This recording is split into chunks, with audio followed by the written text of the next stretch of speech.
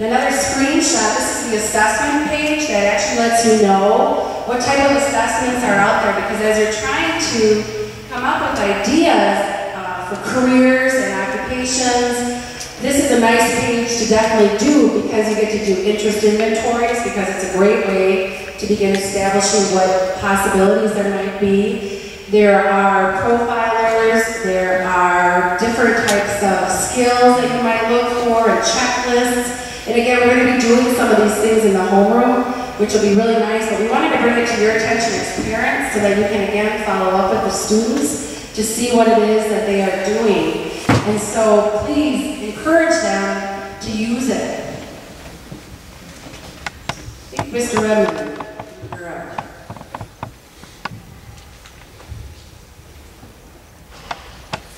Thanks again for attending tonight. It's good to see all of you here this evening. I'm just going to go back and point something out on this particular. I'm going to go over something in a little bit regarding testing. But on the WISC Careers, there's some good test prep options for your students as well. So right over here where it says Academic Test Prep, what you do is you click on that. It'll take you to Peterson's website, and WISC Careers has purchases from Peterson's, and there's actual test prep, whether it's ACT prep, PSAT prep. You can see there's even ASVAB, Armed Services Vocational Aptitude Battery test prep. So there's lots of good test prep, free information, free materials. Everything is computerized.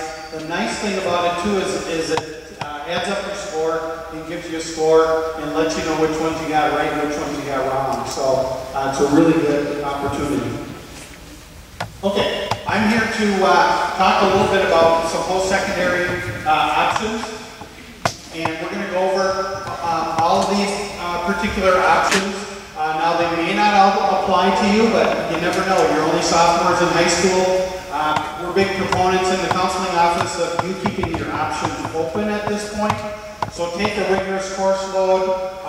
Mrs. Aleshko talked about that, so we're going to talk a little bit about what kind of course load you should be taking, whether you're going on to a 4-year college, 2-year college, military, direct entry workforce. You're going to be a lifelong learner, so you're going to have to get used to training, and there's always going to be training no matter what kind of job you're going to be doing. Okay, so we'll start out with the 4-year minimum college requirements. And this would be to go to any of the EW system schools, any of the private colleges in Wisconsin. What they would like you to do is take a rigorous course load. So 4 years of English, at least 3 years of math, 3 science, 3 social studies. We recommend in the counseling department that if you're planning on going on to a 4-year college, you should take 4 years of all the 4 areas, if you can. And then 4 electives, and those electives can be over and above those units in the core area. So for instance, if you took a 4th year of math, that 4th year of math would count as one of those electives on the bottom. World language, any number of world language courses. So if you took, boy, that got loud all of a sudden. But if you took 4 years of a world language, there you have your 4 electives. And any combination of 4 electives, world language, and then up to 2 credits of fine arts. So if you're in music for 4 years, or if you're taking art classes for 4 years, you can only use 2 of those credits to count. That's the UW system's requirement. And again, 17 is that minimum number that the UW system is looking at. I always tell my students, and the other counselors do too, you know, try to get over and above that for a hassle-free admissions process. And certainly work on your grade point average, work on your class rank, which ties into your grade point average. And then rigor, of course. You know, if you have 17, 20, 22, UW-Madison likes to see students have 22 or more of those total college prep credits. And then certainly a college test score too, like an ACT or SAT test, which we'll go over in just a few minutes. Technical college requirements would be like a Marine Park or Waukesha County Technical College. What they would like to see you have is a diploma from Hartford High School, and then certainly some experience in whatever area you're going into. So certainly we want you to take courses if you're interested in getting into metal fab, take our metal fab and welding courses here at the high school. If you're interested in getting into something in the business area, take some business, health sciences, take some of our health science classes. Those are all good indicators of, and gives you an idea if you like that kind of stuff before you do it while you're in college. Because any career exploration that you do in high school doesn't cost you near as much as it does once you get into high school. Time and money. Or in college, excuse me. The Accuplacer or ACT test is required to get into technical college. And then some coursework that you take in high school can give you technical college credit. So any courses that are listed in our guide will have a TC in front of them, in the back of it, that is a transcripted credit or advanced standing. So that can give you potentially college level credit. And then some programs also have an early application window. Marine Park, for instance, will allow students after their junior year, after July 1st of their junior year, to make an application. In some instances, that can be very helpful for students, because if there's a long waiting list, that can be helpful when it comes to waiting lists.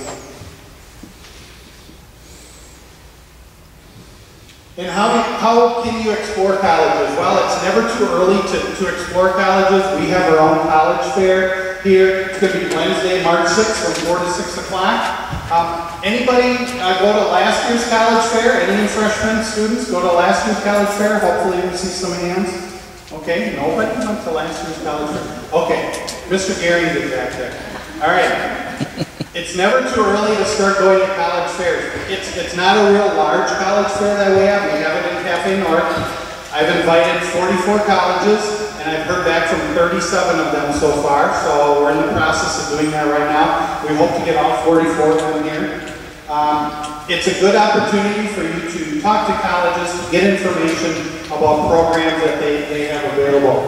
There's also going to be college fairs next year. There's college fairs in the fall. There's one at Arrowhead High School, and then there's a large one down at UW or in Milwaukee. I think at one of the centers down in Milwaukee. We usually put that information in the involved newsletter for you.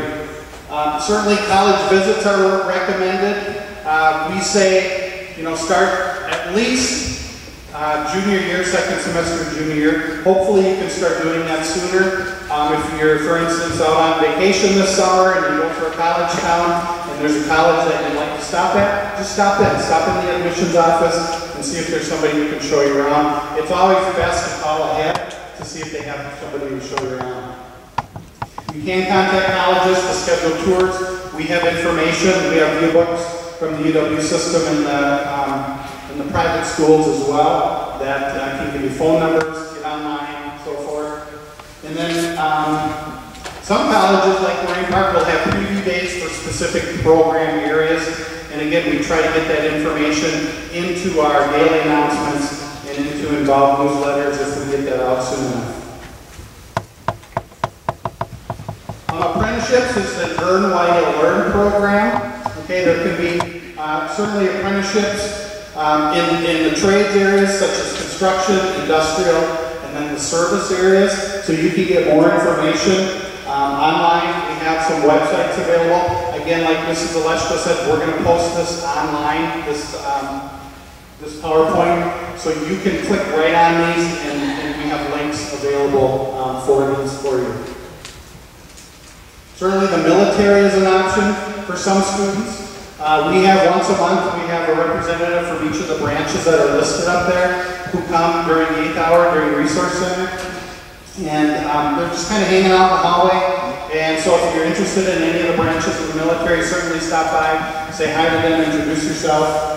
Then there's some ROTC and Military Academy information. Again, link here for ROTC and Military Academies. And then the ASVAB, the Armed Services Vocational Aptitude Battery, is available for you your junior year. So you can start taking it as a free assessment given by the military. It's also an excellent assessment if you're unsure perhaps of a career. So that might be something to look forward to next year if you are unsure of a career to get into. it's a really good assessment because it not only matches your abilities, but it matches your interests to careers.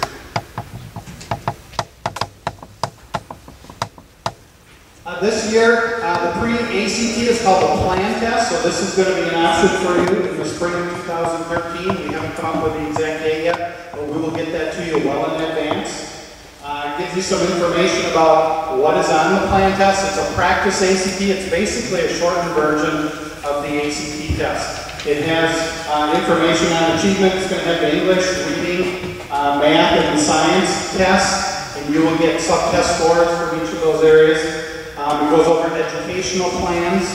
It goes over, it asks for a needs assessment on students, and it has some career information. You'll have a career assessment and interest inventory.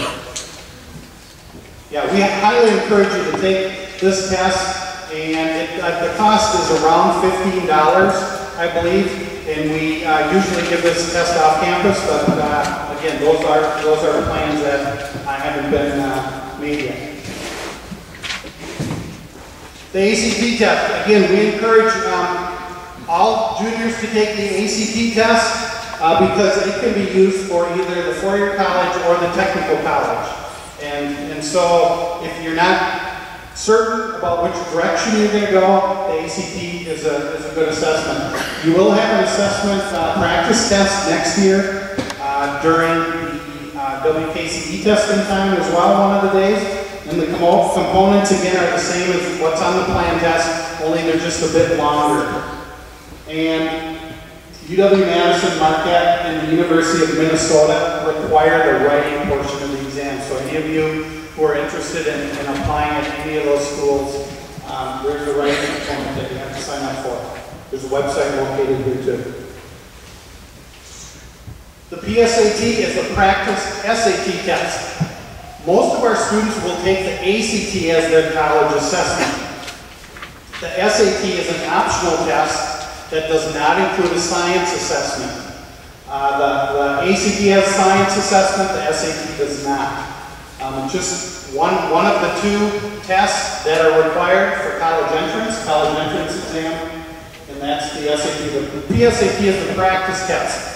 And you see the NMSQT after the PSAT, that's a National Merit Scholarship Qualifying Test. And certainly we encourage all students to take that test, but certainly those juniors who are good test takers, there's an opportunity if you score high enough on that test that you can qualify for additional scholarships. So the PSAT is usually offered in October of your junior year.